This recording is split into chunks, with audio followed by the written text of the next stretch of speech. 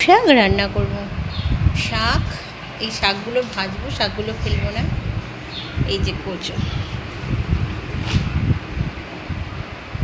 কচু এটা এটা কি জানেন? গুড়ি কচুর ডাঁটি এগুলো।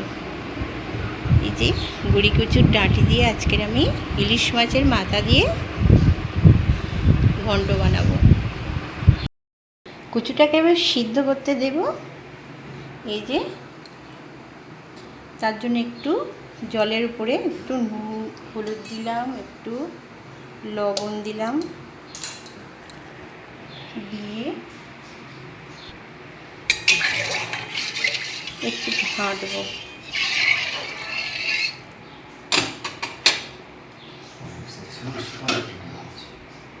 এবার এই কচু শাকগুলোকে এবার সিদ্ধ করতে দেব, ভাপাতে দেব।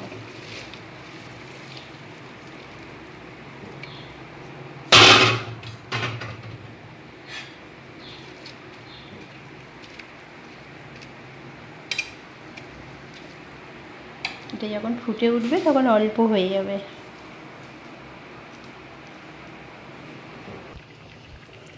হ্যালো বন্ধুরা, মনীষার রান্নাঘরে সবাইকে স্বাগত। আপনারা ভালো আছেন? আমিও ভালো আছি। এই দেখুন, আমি এখন কচু শাক রান্না করছি।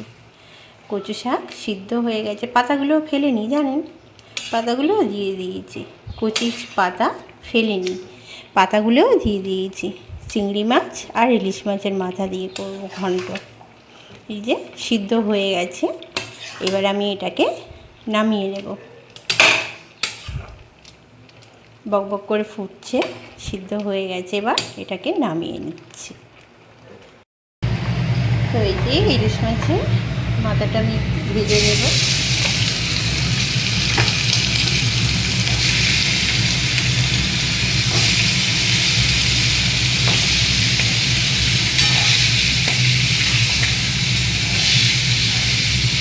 ইলিশ মাছের মাথা দিয়ে এই যে কচু শাক বেশ ভালোই লাগে।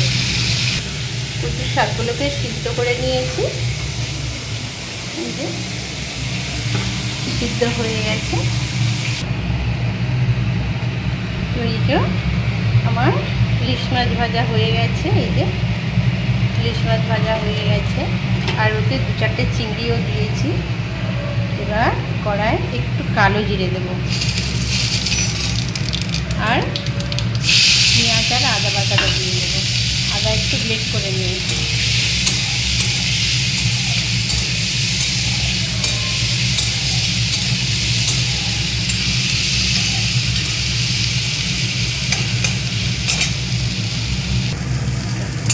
এই যে ভাজা ভাজা হয়ে গেছে, 4টে কাঁচা লঙ্কা দিয়েছি, আর এই যে কচু বাটাটা, কচু সিদ্ধটা দিয়ে দিলাম।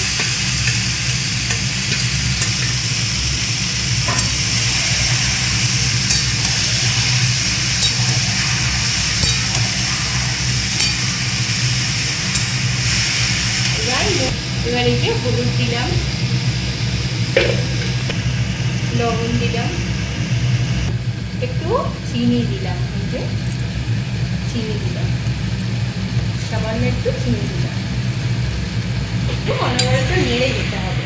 নেড়ে নেড়ে যখন এই যে জলটা শুকিয়ে যাবে, তাহলে কচু বাটা রেডি।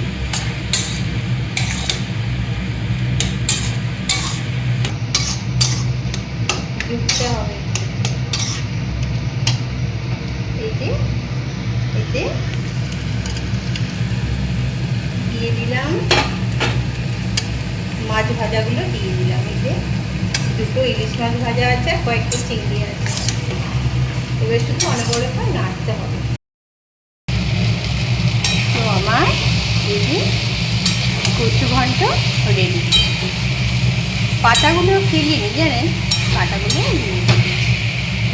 কচুর ডাঁটির সঙ্গে এই কচুর পাতাগুলো দিয়ে দিই।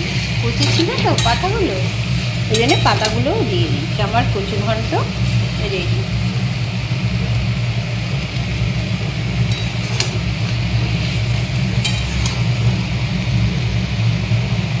যদি ভালো লাগে লাইক, কমেন্ট, শেয়ার করবেন, আর প্লিজ সাবস্ক্রাইব করে দিও। প্লিজ।